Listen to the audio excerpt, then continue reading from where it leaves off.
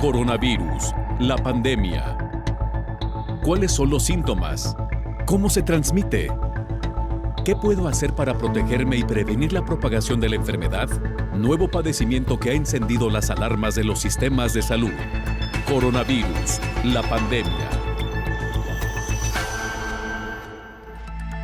¿Qué tal? ¿Cómo le va? Bienvenido a un programa más de Coronavirus, la pandemia. Le recordamos que esta es una producción de la Universidad de Guadalajara que se transmite a través de la señal de todos, Canal 44, y que llega a México y a América Latina gracias a las televisoras públicas que se suman a esta transmisión. Queremos invitarle para que se ponga en contacto con nosotros a través de nuestras cuentas institucionales en Twitter y Facebook, @Canal 44 TV, o a través de WhatsApp en el 33 22 42 06 90. Iniciamos nuestro programa con el reporte habitual desde Ginebra, Suiza, sede de la Organización Mundial de la Salud. Nuestro compañero Roberto Castañares, corresponsal de la agencia EFE, nos lo presenta. Hola, ¿qué tal? Buenos días, Belén. Buenos días a todo el auditorio de Canal 44. Con 94.000 nuevos casos detectados en las últimas horas, este martes son ya 4.700.000 las personas confirmadas con infección de coronavirus en todo el mundo desde el inicio de la pandemia. De ellas, 315.000 han muerto. América lidera la triste lista de regiones con más casos de coronavirus, acercándose a los 2.100.000 diagnosticados, y solo en Estados Unidos, con 1,5 millones de contagios, están 1 de cada 3 enfermos de COVID-19 en el mundo. Brasil está a punto de situarse en el tercer lugar tras Rusia y superando al Reino Unido. Es con bastante diferencia el primer país latinoamericano afectado por esta pandemia, con 250.000 infectados. Estos datos coinciden con el inicio de una semana de polémicas reaperturas de actividades en algunos países que aminoran la cuarentena, con anuncios urgentes de una posible vacuna y con más pruebas en busca de un tratamiento efectivo contra el virus. También con la Asamblea de la Organización Mundial de la Salud, que este martes vive su segundo día y que ha comenzado con la amenaza del presidente de Estados Unidos, de Donald Trump, de cortar de manera permanente los fondos destinados a este organismo y con la posible salida de su país del mismo. En una carta dirigida al director general de la OMS, el doctor Tedros, Trump pide mejoras en el funcionamiento de la organización y censura lo que, en su opinión, es una alarmante falta de independencia de China. De hecho, las reformas que exige la Casa Blanca pasan por una desvinculación de la OMS con el gobierno de Pekín. Y recordamos que a lo largo de sus más de 3 años como presidente, a Trump no le ha temblado la mano para romper el consenso internacional al retirar a Estados Unidos de la UNESCO, del Consejo de Derechos Humanos de Naciones Unidas, del Acuerdo de París sobre la crisis climática o del pacto nuclear con Irán. Y por cierto, esta Organización Mundial de la Salud ha recordado que no habrá riesgo cero en el periodo del post-confinamiento de la pandemia y que la mayoría de la población mundial sigue siendo susceptible de contraer el nuevo coronavirus, ese SARS-CoV-2 que nos trae de cabeza desde que comenzó este año 2020. Reportó Roberto Castañares en Europa para el programa Coronavirus, la pandemia. Y según los expertos, el regreso a la llamada nueva normalidad debe estar acompañado de pruebas serológicas, es lo que nos explicaba esta semana el doctor Héctor Raúl Pérez Gómez. En este momento, la mayor parte de países que están teniendo control de la curva epidemiológica, y preferentemente quienes ya han tenido prácticamente desaparición en el número de casos o mejor atención y riesgo de rebrote, son los países que deben hacer esas llamadas encuestas serológicas. ¿En qué consisten? Realización de pruebas de laboratorio en sangre, en suero precisamente, de ahí el término serológico, para medir anticuerpos en la población, tanto en la población que fue infectada y que se confirmó que tuvo COVID-19, como en el resto de la población. Son encuestas que habitualmente se realizan de forma aleatoria y esto nos sirve para ir identificando el porcentaje de la población que tiene anticuerpos y que hipotéticamente, porque todavía faltaría el siguiente paso, esa inmunidad es protectora. La presencia de anticuerpos no siempre es protectora. La mayor parte de las veces así es. Y esperemos que con COVID eso ocurra. Ya escuchamos, Francia 4.5%, quien ha tenido mayores porcentajes de positividad en las pruebas de anticuerpos han sido Nueva York, por ejemplo, España con 5%, Italia con 5%, pero efectivamente, aun cuando fueron países de mucho impacto por la pandemia y en este momento se encuentran más o menos en control de la misma, sin haber salido completamente, las pruebas serológicas tienen gran valor. Es las famosas pruebas de anticuerpos.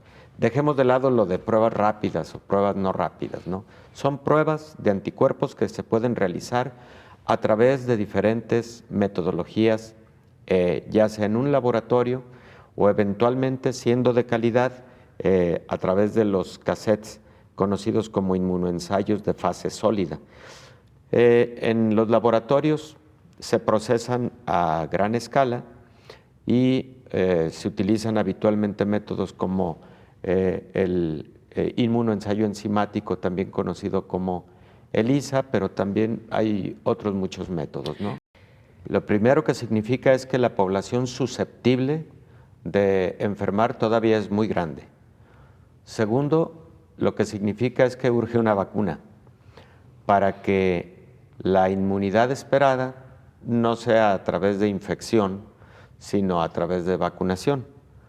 Tercero, lo que significa es que mientras no tenemos vacuna y en virtud de la baja inmunidad detectada hasta el día de hoy, inmunidad de rebaño, lo que debemos hacer es que esa nueva normalidad la tengamos muy presente en términos de seguir en las medidas preventivas, tanto personales, familiares, comunitarias, que tengamos presente que de cualquier manera la movilidad es prudente reducirla y seguir utilizando medidas de barrera, como por ejemplo el cubrebocas cuando se sale a lugares públicos a donde debemos ir apremiantemente por X motivo, o en los lugares en donde, por ejemplo, el transporte público representan un gran riesgo de aglomeración de personas.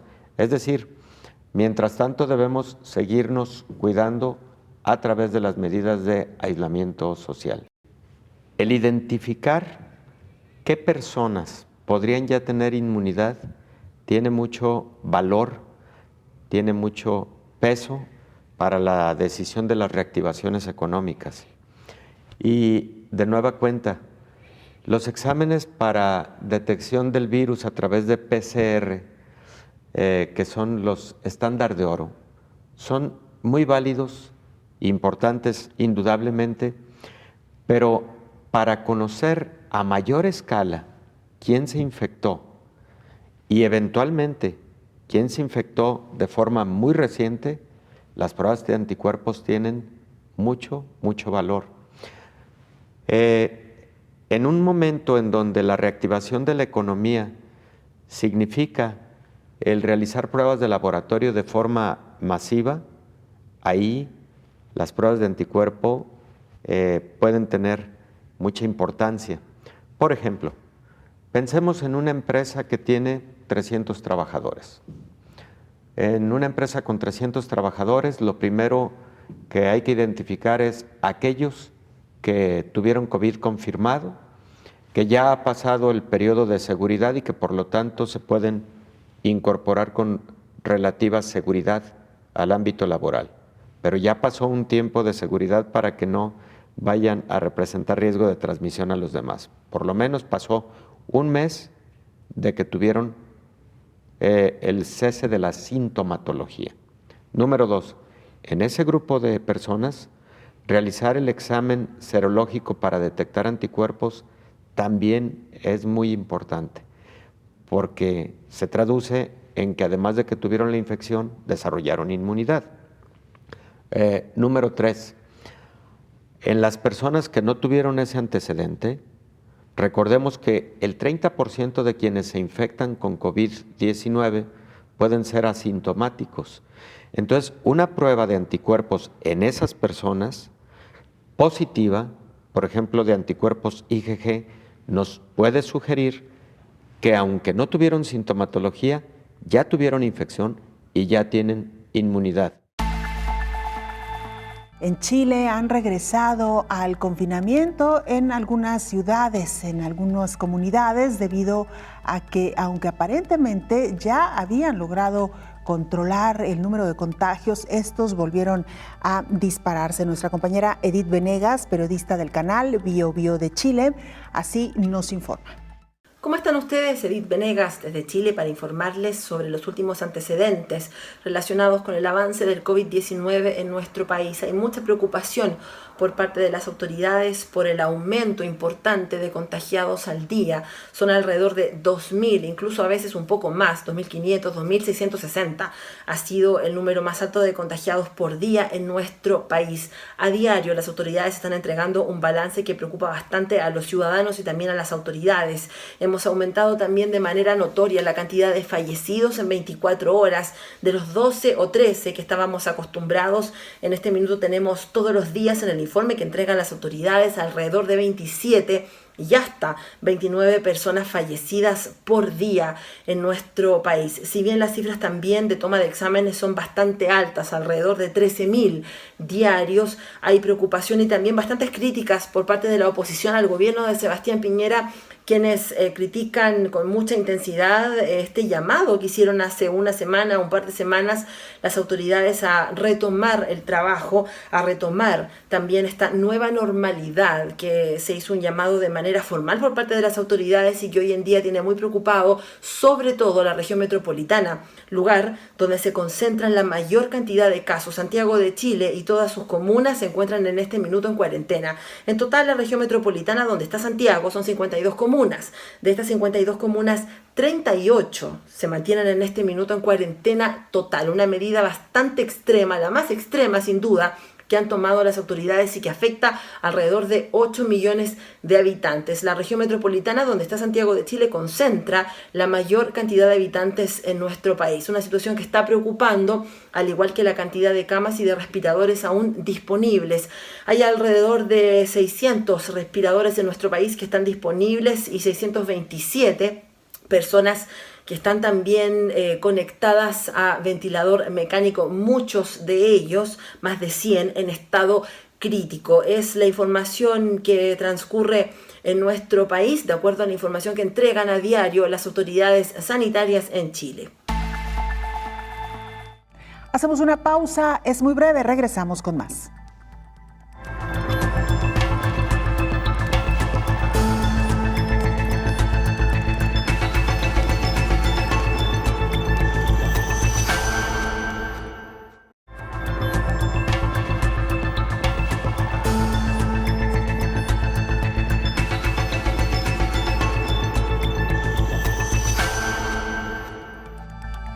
La Organización Mundial de la Salud ha publicado 6 pasos esenciales para regresar a la llamada nueva normalidad.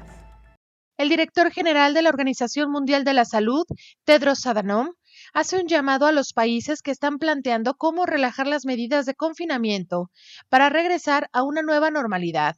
Les recordó los 6 criterios que el organismo internacional recomienda tener en cuenta para esa relajación. En primer lugar, que el sistema de vigilancia sea sólido, el número de casos esté disminuyendo y la transmisión esté controlada. En segundo lugar, que el sistema sanitario disponga de capacidades para detectar, aislar, hacer pruebas y tratar a todos los casos y para rastrear a todos los contactos. En tercero, que se minimicen los riesgos de brotes en entornos especiales como centros sanitarios y residencias de ancianos. En cuarto lugar, que se apliquen medidas preventivas en los lugares de trabajo, centros educativos, mercados y otras ubicaciones a las que sea esencial que acudan las personas. Quinto, que puedan controlarse los riesgos de importación de casos. Y en sexto lugar, que las comunidades estén plenamente informadas, implicadas y empoderadas para adaptarse a la nueva normalidad. Reiteró que el riesgo de una vuelta al confinamiento sigue siendo muy real si los países no gestionan la transición con mucho cuidado y de forma escalonada,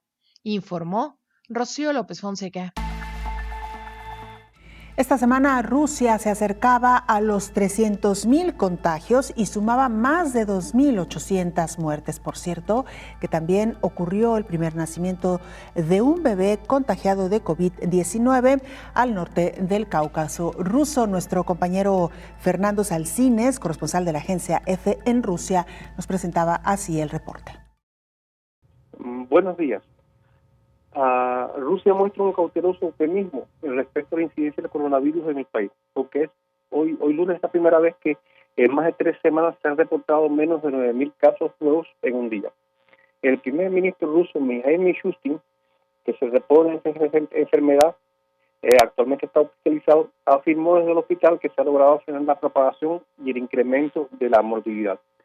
Además, Mishustin señaló que según algunas de las evaluaciones más cautelosas, se puede observar una dinámica positiva, aunque bueno, todavía por supuesto hay sus precauciones, ¿no?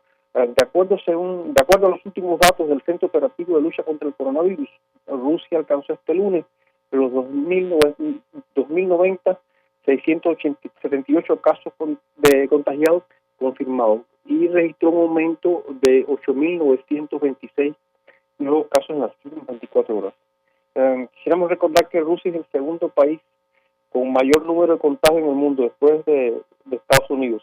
Pero bueno, duplica y triplica de las poblaciones de países del viejo continente como Reino Unido y España, que son los que ocupan los siguientes dos lugares, ¿no? O sea que a pesar de que ocupa el segundo lugar, la cantidad de enfermos por cada 1,000 habitantes es bastante menor que en otros países de Europa, ¿no? Ya el pasado viernes las autoridades sanitarias anunciaron que la epidemia se halla en fase de meseta, lo cual se puede asegurar cuando el número de contagios permanece relativamente estable aproximadamente una semana. En total, según las autoridades, en Rusia han fallecido 2.722 personas de esta enfermedad. Bueno, el primer ministro indicó que tras el pasado día 12 de mayo, cuando concluían las vacaciones obligatorias retribuidas, hay 27 regiones rusas de un total de las 85 que están listas para empezar a comenzar a relajar las restricciones impuestas para frenar esta pandemia. El epicentro de la pandemia en Rusia es Moscú, ¿no? Y en esta ciudad hay 146.062 casos y bueno, en las últimas 24 horas se reportaron 3.238 casos nuevos, lo que implica que es el tercer día consecutivo en que hay menos de 400 nuevos enfermos por día, ¿no? Y bueno, en general quería decir que la capital registra hasta el momento 1.580 fallecidos. Es importante también que los países que están regresando ya a la nueva normalidad fortalezcan las medidas de seguridad sociosanitarias en el sector económico para evitar un rebrote en la enfermedad. Es lo que nos comentaba en esta mesa de trabajo el infectólogo Héctor Raúl Pérez Gómez. La nueva normalidad se sustenta medularmente en las medidas de contención a través del aislamiento social, la prevención personal y la distancia entre una persona y otra, lo que se ha llamado en México la sana distancia. Porque no tenemos vacuna y tardará tiempo en haberla. Segundo, la inmunidad natural se ha generado en niveles muy bajos todavía en los países que han hecho estas encuestas serológicas. Tercero, no tenemos medicamentos altamente eficaces y seguros para el tratamiento de COVID-19, aunque hay muchos ensayos clínicos y ya hay, por cierto, novedades en ese sentido con algunos de los medicamentos. Y por otro lado, en relación a la reactivación económica, que es algo urgente para todo el mundo, para nuestro país México de igual manera, es muy importante que al hablar de reactivación económica lo hagamos de una manera escalonada, con una gran estrategia de seguridad para no correr el riesgo de una recaída epidemiológica o un rebrote en su momento de la enfermedad. Para esto, Belén, escuchábamos al director general de la Organización Mundial de la Salud hace unos minutos, que nos decía que el paso número 1 es que la curva epidémica que está ocurriendo en una región o en un país, etcétera, esté o hacia el descenso, aplanada, y yo diría, preferentemente pulverizada. Claro. También lo platicábamos en una sesión aquí mismo en el programa, de que algunos han cambiado el concepto para hablar de pulverización de la curva. Y en ese sentido, esa es, digamos, la premisa para hablar de la reactivación económica, porque si tú no tienes control todavía sobre el fenómeno sanitario, luego la reactivación económica puede dar lugar a una intensificación del problema sanitario. Entonces, después de ese primer paso, el siguiente es efectivamente los protocolos en los negocios, en las industrias, en los establecimientos. Protocolos que deben incluir una investigación clínica de los trabajadores que ahí laboran para saber si tienen síntomas actuales y actuar en consecuencia. 2, si ya tuvieron la enfermedad, lo estábamos comentando, y si ya tuvieron la enfermedad, realizar pruebas de laboratorio, pero de anticuerpos, para saber si tienen inmunidad, y también investigar si no tienen síntoma alguno, si no han tenido contacto alguno con personas con COVID, si han guardado absoluta cuarentena o resguardo domiciliario, pues son personas consideradas de bajo riesgo, pero de cualquier manera con susceptibilidad para adquirir la enfermedad. Entonces, al interior de las industrias, de las fábricas, etcétera, ¿qué se debe asegurar? Se debe asegurar que las personas sigan guardando al menos 1.8 metros de distancia, por ejemplo, en las líneas de producción. ¿Qué se debe asegurar?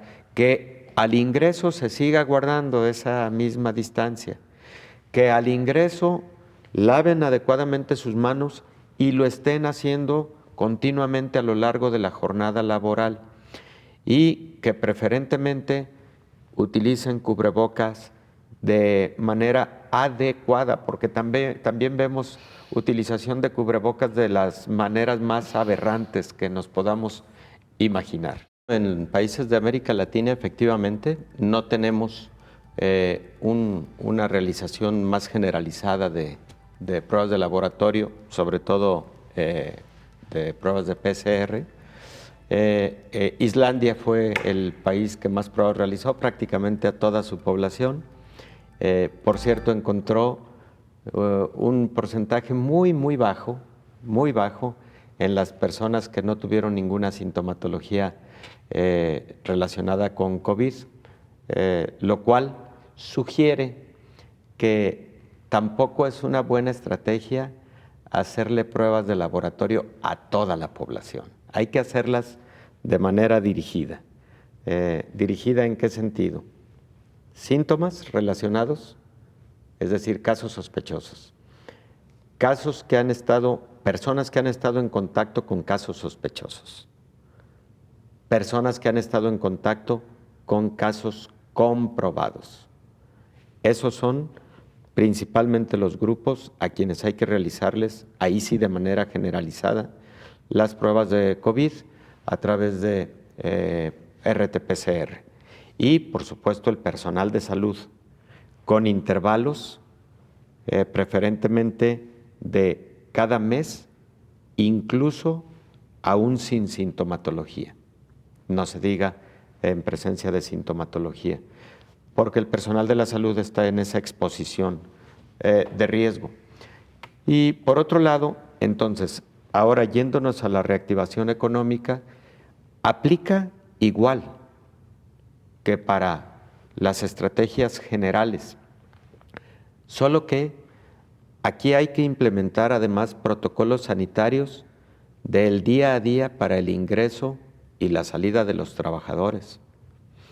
Hay que tener un protocolo, decíamos, para el lavado de manos frecuente, para la distancia entre las personas en las líneas de producción, todo eso, pero además se ha hablado de que no exista una sola persona sin revisión, por lo menos a través de un breve interrogatorio, día a día, al respecto de si han presentado alguna manifestación clínica o si han tenido contacto con alguien con COVID.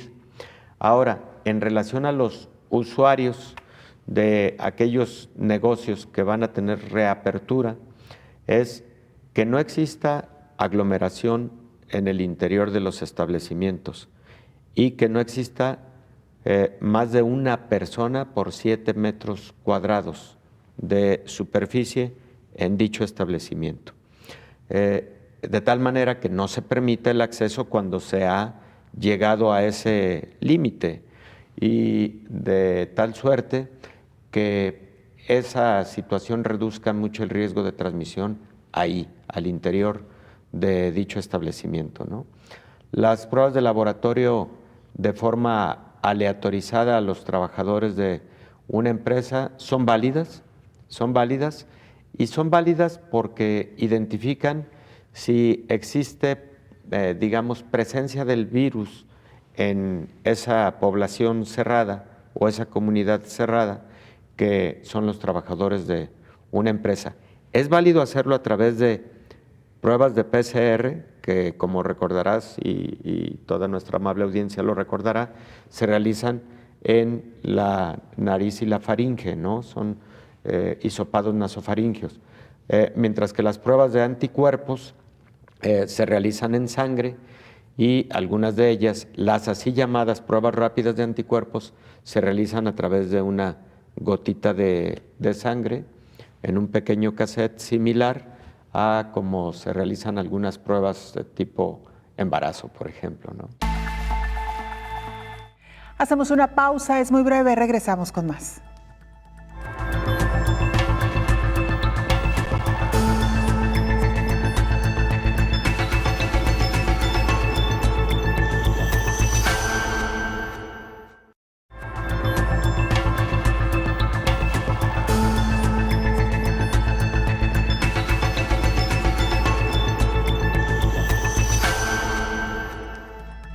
Ante la falta de un fármaco o vacuna para tratar COVID-19, algunos hospitales en el mundo están recurriendo al uso de plasma convaleciente. ¿De qué se trata esta técnica? Nuestras compañeras nos lo explican.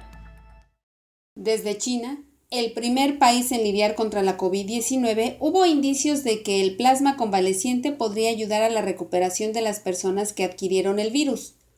Luego, Estados Unidos, Francia, Italia, Alemania y España, entre otros, realizaron ensayos con pacientes graves para tratarlos con plasma.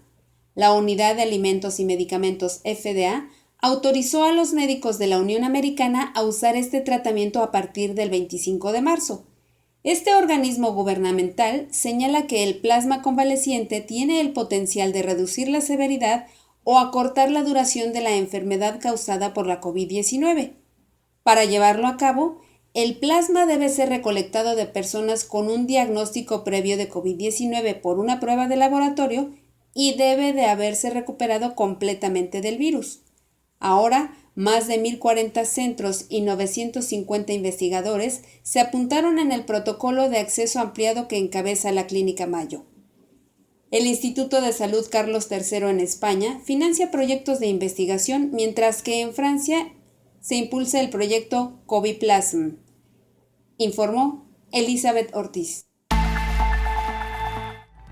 Esta semana viajamos a Honduras. Ahí se encuentra nuestra compañera Naomi Mesa, quien así nos presentaba el reporte de lo que está ocurriendo hoy por hoy en este país. Un saludo para ti, Belén, y para toda la audiencia de Canal 44 desde Honduras. Hace 3 meses que Honduras entró en cuarentena y toque de queda absoluto desde el primer caso de COVID-19 y hasta la fecha ha sobrepasado los 2.600 casos de coronavirus, con la lamentable pérdida de más de 140 personas que han fallecido debido a este virus. Por otro lado, nos alegra poder informar que más de 300 personas han logrado tener una recuperación exitosa. De los casos positivos, 283 se encuentran hospitalizados, 14 en estado de gravedad y 17 en cuidados intensivos. De los países de Centroamérica, Honduras ocupa el segundo lugar con más casos de este virus. A pesar de esto, los hondureños hacemos lo posible diariamente por salir adelante, aún con tantas dificultades que este virus ha traído a nivel mundial.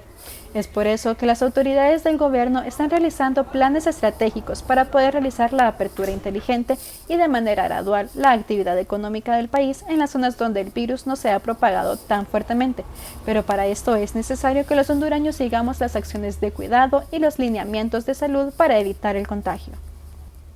Nuestro país lucha diariamente con este virus y nuestros doctores buscan soluciones para poder combatir el COVID-19. Soluciones catrachas como las denominadas maíz y catracho. La primera, creada por el doctor Omar Videa, esta se aplica en casa y consiste en mezclar en un vaso con agua una cucharadita de sal y una gotita de cloro. Asimismo, se debe emplear una cucharada de Derminova o una de Microdacin.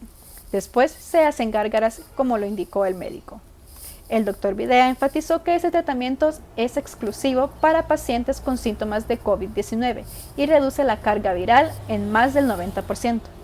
El segundo tratamiento, nombrado catracho, fue creado por el médico hondureño Miguel Sierra Hoffman, quien es el jefe de investigación de la Universidad A&M de Texas, Estados Unidos.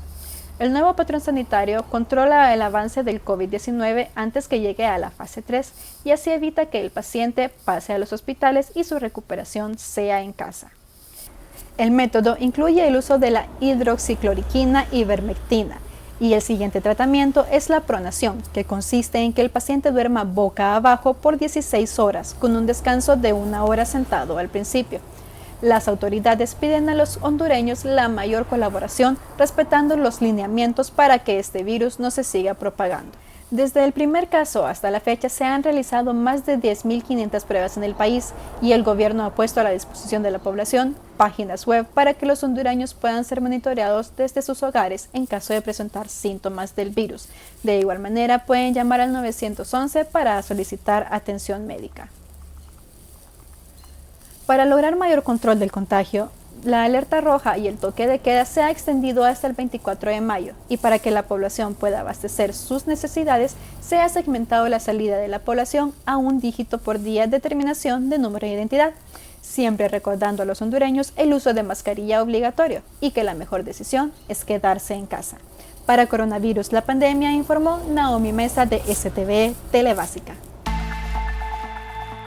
Hablábamos ya del uso de plasma convaleciente y es el infectólogo Héctor Raúl Pérez Gómez quien nos explicaba la importancia de esta técnica y cómo también ha sido utilizada en otros padecimientos. Se puede utilizar para elaborar anticuerpos hiperinmunes, es decir, extraer de ese plasma los anticuerpos que necesitamos y de manera purificada, utilizarlos sin utilizar todo el plasma para darle al paciente la protección mediante o durante el periodo en que el paciente no ha desarrollado sus propios anticuerpos. A eso se le conoce como protección pasiva con anticuerpos hiperinmunes. Históricamente, así nacieron las vacunas, Belén. Edward Jenner es el padre de la inmunología y particularmente de la vacunación. Él utilizó el suero de vesículas de infección de vacuna, una enfermedad que padecen en las glándulas mamarias el ganado bovino. Y lo que hizo fue inocular esas ese contenido de esas vesículas y de esa manera provocó la aparición de anticuerpos para protección de viruela y encontró éxito porque esos anticuerpos de forma cruzada le dieron protección a otro virus y después precisamente el suero de personas que tuvieron este tipo de inmunidad fue utilizado para proteger a otras personas que tenían exposición a la viruela. Entonces, el concepto como tal, históricamente, es antiguo. El procedimiento es similar a lo que se sigue como lineamientos para una transfusión sanguínea. Es decir, también al donante hay que hacerle no solamente prueba de COVID para asegurarnos de que ya no es un caso activo, sino hay que realizarle pruebas de anticuerpos anti-VIH, hepatitis B, hepatitis C, VDRL, etcétera, como cualquier donador sanguíneo. Y ahí viene otro momento interesante, que es precisamente cómo lograr que personas que tuvieron COVID y están en fase convaleciente participen donando plasma para personas que están en ese momento en situación crítica. También ese es un reto, porque hay personas que están convalecientes y pueden tener la preocupación, de hecho, en algunos estudios así se ha demostrado, de que la extracción de plasma les puede generar retroceso en su fase de recuperación. Y eso, por supuesto, no ocurre.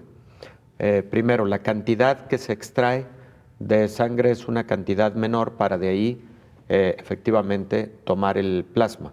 Es la plasmaféresis, se obtiene exclusivamente el plasma sin tomar absolutamente ningún otro componente como glóbulos rojos, blancos, plaquetas, etcétera, ¿no?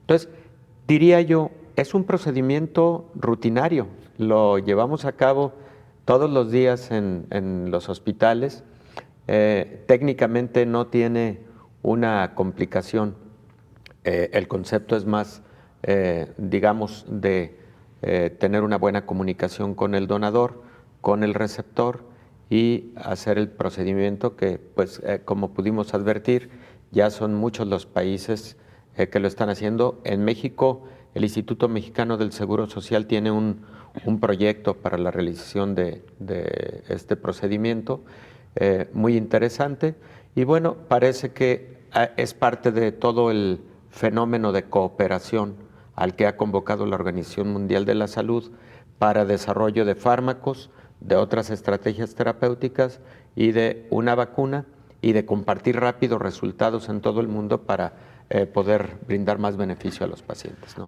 Algunos estudios han incluido a personas que están en la fase presintomática, pero en donde ya se determinó que sí están infectados por COVID o por SARS-CoV-2. Tienen COVID, aunque en la fase presintomática.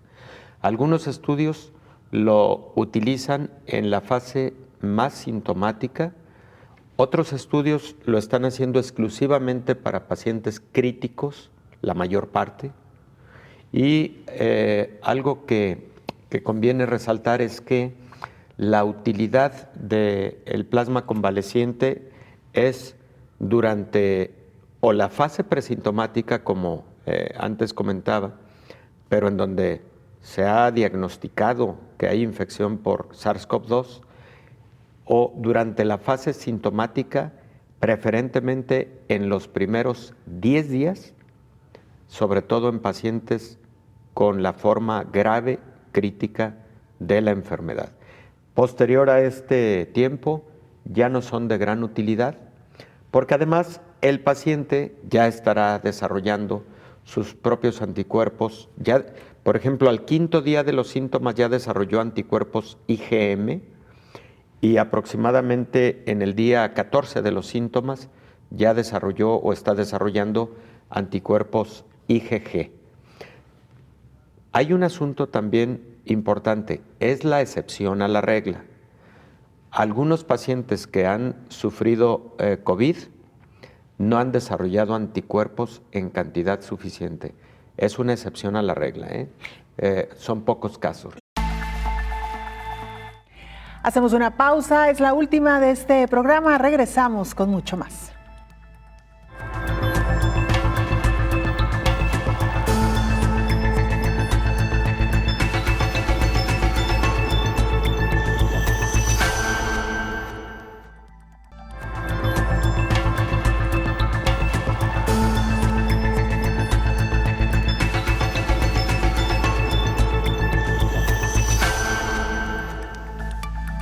Varios países en el mundo han reportado con éxito el uso de plasma convaleciente para pacientes de COVID-19. En esta epidemia de COVID-19 hay otros héroes sin capa. Son personas recuperadas de la enfermedad que están donando plasma convaleciente. El plasma es la parte líquida de la sangre que se recolecta de pacientes recuperados de la infección. Los anticuerpos que contiene son proteínas que pueden ayudar a combatir el virus. Se ha utilizado en otros brotes de infecciones respiratorias, como en 2009 cuando surgió el virus de la influenza H1N1. Hortensia, una mujer de 65 años, cumplió con los criterios de gravedad para iniciar el 27 de abril el Protocolo Nacional de Transfusión de Plasma de 2 donadores distintos recuperados de la enfermedad. 11 días después la dieron de alta en el Instituto Mexicano del Seguro Social para reunirse con sus 5 hijos y 11 nietos. En México, justo al inicio de la pandemia, el número de donadores bajó entre 60 y 70%, aunque no se llegó al desabasto de componentes sanguíneos. De acuerdo con la Organización Panamericana de la Salud, la donación voluntaria y no remunerada de sangre en la región de América Latina y el Caribe suma menos de la mitad de todos los suministros a pesar de los adelantos para mejorar la seguridad y la disponibilidad para las transfusiones. A nivel internacional hay grupos organizados para la donación de plasma. Diana Barrett, en Nueva York, fue la primera persona en Port Washington que dio positivo a COVID y al sobrevivir al virus impulsó la organización Survivor Corps, que tiene al momento 45.784 integrantes que promueven la donación de plasma. Informó Elizabeth Ortiz. Argentina es otro de los países a los que le hemos dado puntual seguimiento en el desarrollo de esta pandemia. Nuestro compañero Hernán Gaspari, periodista de la Universidad del Mar del Plata en Argentina, nos ha mantenido actualizados y así nos presentaba su reporte. Hola Belén, ¿qué tal? Saludos para todo el auditorio de Canal 44. Martes 19 de mayo, cuenta regresiva para el final del próximo periodo de cuarentena en la República Argentina. Sobre el próximo fin de semana sabremos cómo siguen las cosas por estas latitudes, cuando se están cumpliendo mañana 2 meses consecutivos del aislamiento social preventivo y obligatorio. En su último discurso, hace unos 10 días, el presidente Alberto Fernández confirmó que el llamado AMBA, el área metropolitana de Buenos Aires, se va a mantener en la fase 3 de la cuarentena, mientras que el resto del país ya podía avanzar a la fase 4. En esta fase 4 comienza a verse una reapertura progresiva de los sistemas económicos, de algunos negocios y algunas industrias. De esta manera, la Argentina comenzó a abrir de a poco su economía mientras intenta controlar la curva de contagios. Hasta hoy se confirmaron 8.271 casos positivos y hay en total unas 382 muertes registradas aquí en Argentina. De esas personas, 2.534 ya se recuperaron. En paralelo, el gobierno está a 4 días de un momento crítico, el plazo final para llegar a un acuerdo con los bonistas por la deuda externa, la negociación de la que depende en gran parte la continuidad de la economía argentina.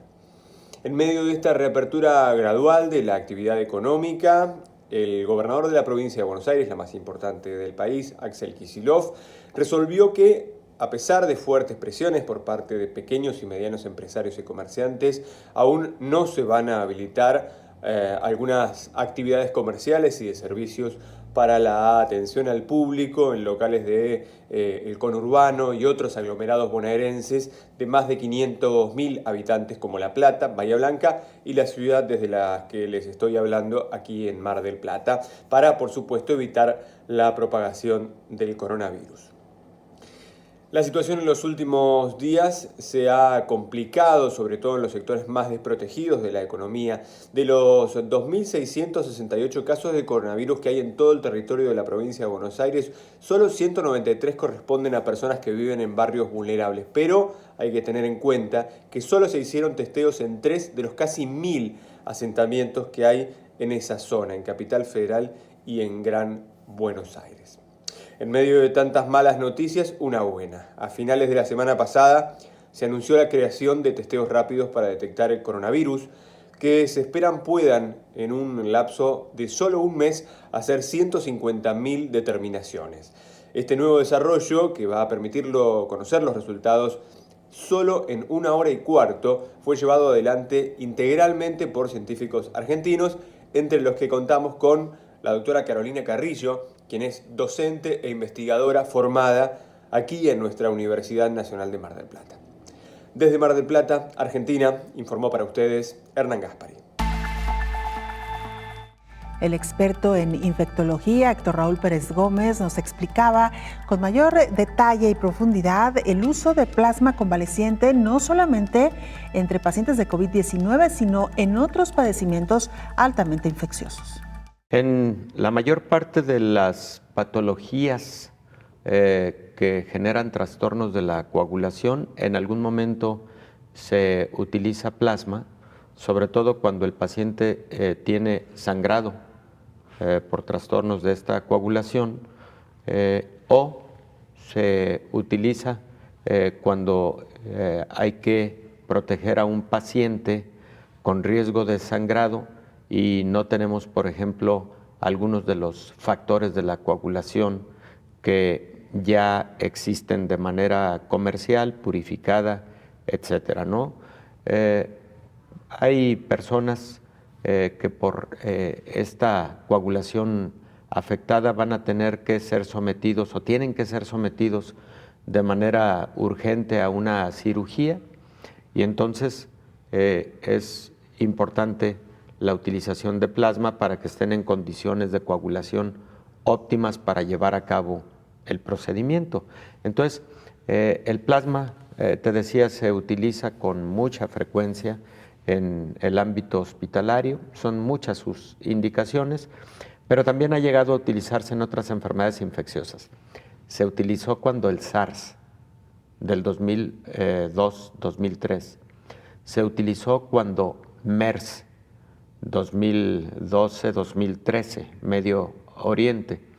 Se ha llegado a utilizar, por ejemplo, en pacientes con ébola, una de las enfermedades infecciosas causadas por un virus más grave y de más alta letalidad, 50 a 60% de letalidad. Se ha llegado a utilizar en otras enfermedades infecciosas hemorrágicas como la causada por el virus Marburg o virus Marburgo. Fue el de la película Epidemia. Parecía mucho ébola, pero no, realmente fue Marburg. Entonces, hay historial con el uso de plasma de fase convaleciente. Lo que provoca en el organismo habitualmente es no gran respuesta inmunológica, porque lo que le estás dando al paciente es ya los anticuerpos formados. Es diferente a una vacuna. En la vacuna tú provocas lo que conocemos como inmunidad activa.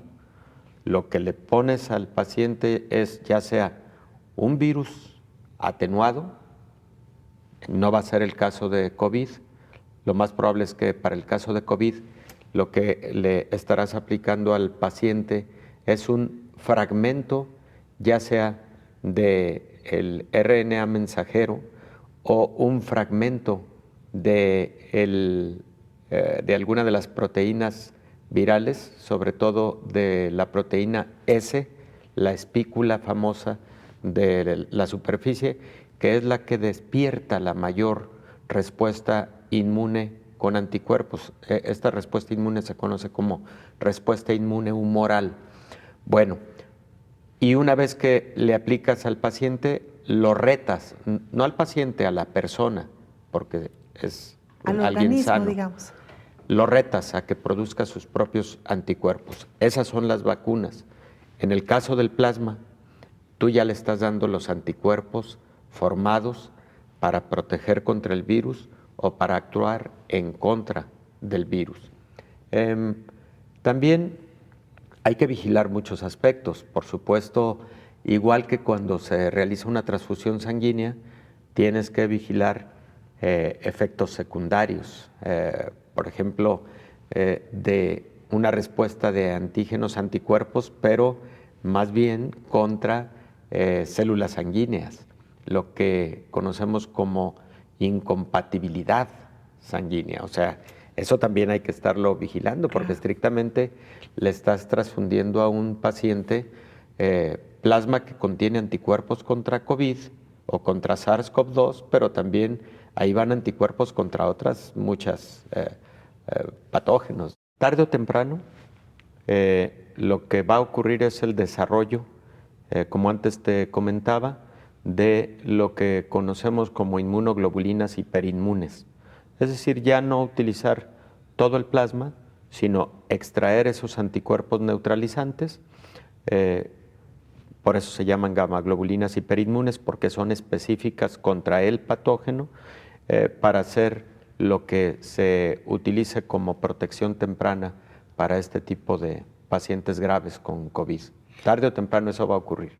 Cuando aparecen fármacos altamente eficaces y seguros, cuando aparece una vacuna altamente eficaz y segura, estas, digamos, estrategias terapéuticas utilizando plasma se van desplazando, no porque dejen de ser buenas, sino porque, por ejemplo, es más seguro la utilización de una vacuna y es más segura la utilización de un fármaco. Unos con otros no son excluyentes, ¿no? Por ejemplo, alguien que es vacunado contra COVID-19 cuando se tenga disponibilidad de un biológico de esta naturaleza, evidentemente puede tener algún grado de no protección y desarrollar enfermedad. Por ahora, muchas vacunas que se utilizan a nivel mundial, muchas no confieren 100% de protección, eso también hay que decirlo. Se habla de, por ejemplo, alta eficacia en aquellas cuya protección es superior al 80%, por ejemplo, ¿no?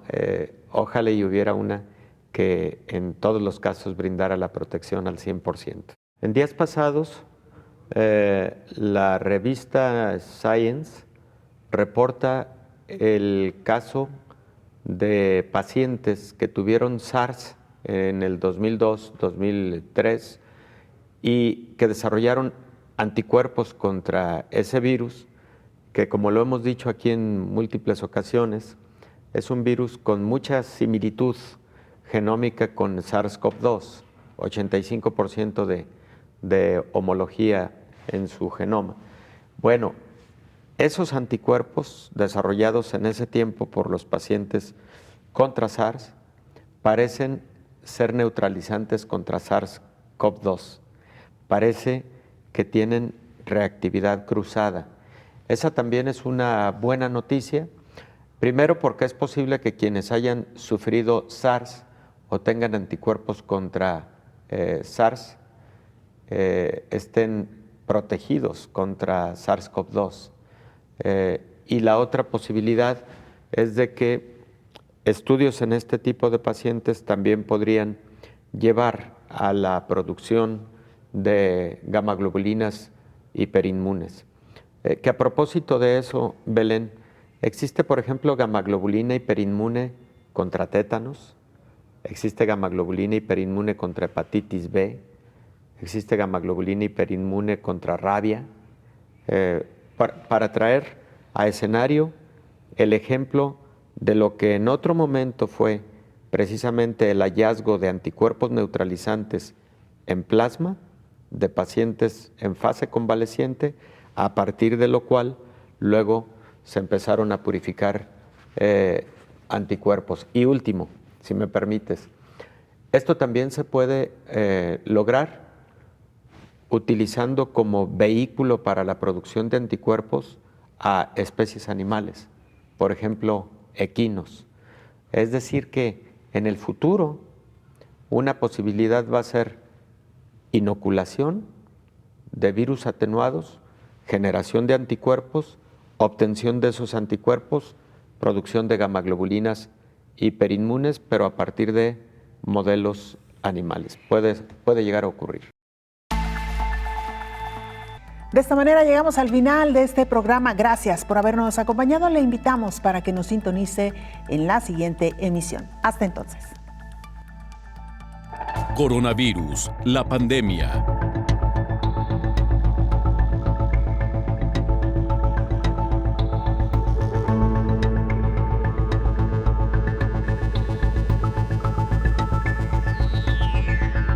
Coronavirus, la pandemia.